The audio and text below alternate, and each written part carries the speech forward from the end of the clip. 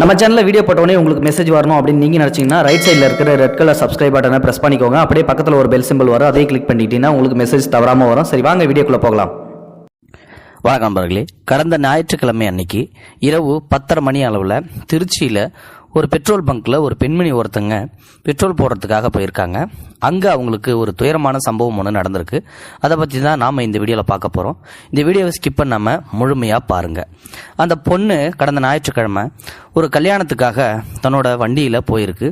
ஸ்கூட்டரில் petrol இருக்குதா இல்லையான்னு சொல்லி கவனிக்காமலே அந்த பொண்ணு அந்த கல்யாணத்துக்கு போயிருக்குது. கல்யாணத்தை எல்லாத்தையும் முடிச்சுட்டு அந்த பொண்ணு திரும்ப ஸ்கூட்டரில் வரும்போது இடையிலேயே நின்று போயிடுது. 10 கால் இருக்கும். அப்படி இப்படின்னு சொல்லிட்டு அந்த பொண்ணு தட்டு தடுமாறி வண்டியை சாட்சி போட்டு பெட்ரோல் பங்கு ஒரு வழியாக வந்துருச்சு. அந்த பொண்ணு வந்த பெட்ரோல் பங்க்கில் 2 பேர் மட்டும்தான் பெட்ரோல் போட்டுட்ருக்காங்க. 10:30 மணி ஆயிடுச்சு கரெக்டாக. இரவு நேரம்ங்கிறதால அங்கே ரொம்ப அமைதியாக இருக்குது. அந்த சூழலே அந்த பொண்ணுக்கு ஒரு வித பயத்தையே உண்டு பண்ணுது.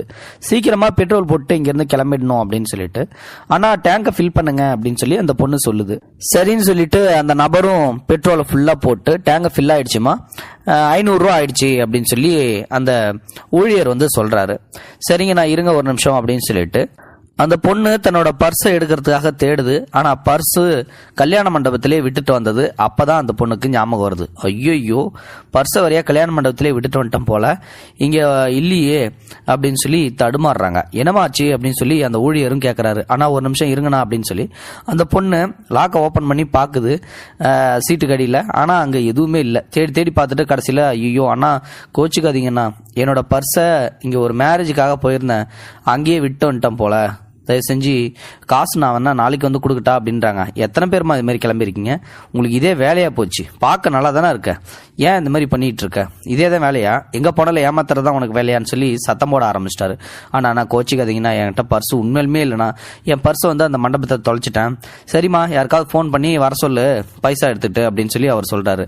அப்போ பார்த்தீங்கன்னா, ஆனால் ஃபோனும் அந்த பர்ஸுக்குள்ளே தானே இருக்குது, நான் என்னென்ன பண்ணுவேன், என்கிட்ட எந்த நம்பர் கூட எனக்கு தெரியாதுண்ணா, எல்லா ஃபோன் நம்பரும் அந்த செல்லில் தானே இருக்குது அப்படின்னு சொல்லிட்டு அந்த பொண்ணு கெஞ்சிக்கிட்டே இருக்கு.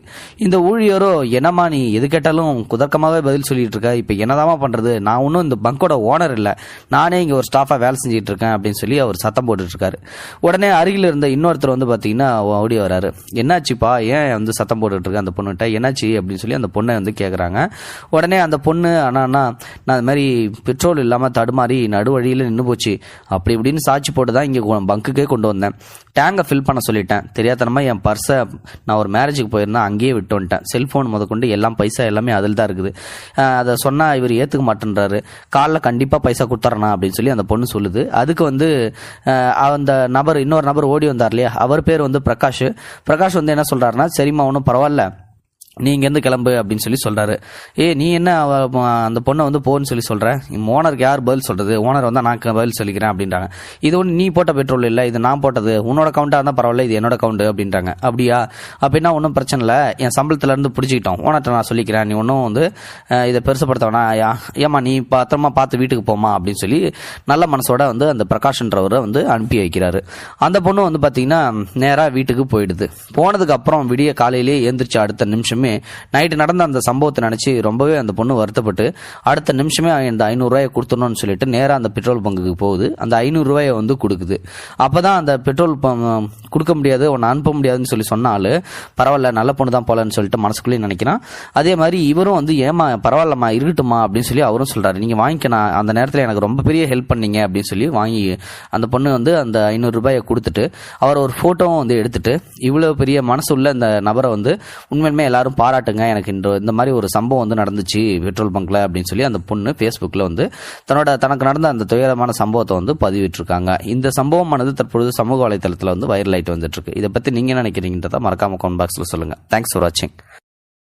இது போன்ற செய்திகளை உடனுக்குடன் நீங்கள் தெரிந்து கொள்ள மறக்காமல் எங்களுடைய சேனலை சப்ஸ்கிரைப் செய்யவும், கூடவே பக்கத்தில் வரும் பெல் ஐக்கானையும் கிளிக் செய்யவும்.